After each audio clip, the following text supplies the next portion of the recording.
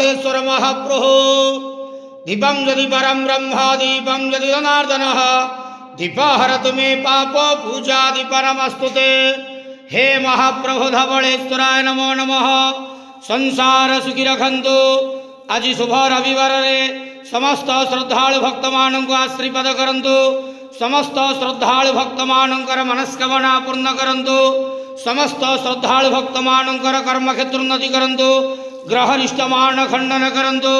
जगतर मंगल करंतु। विश्वर कल्याण करंतु। आपणकर नाम प्रकाश करंतु। सेवकर डाक श्रवण करंतु। समस्त ग्वावसा भक्त मानकर मनस्कामना पूर्ण करंतु। बाबा धवलेश्वराय नमो नमः। संसार सुखी रखंतु आनंद गेवार। हरि बोलो।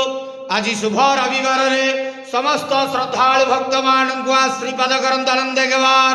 हरि बोल।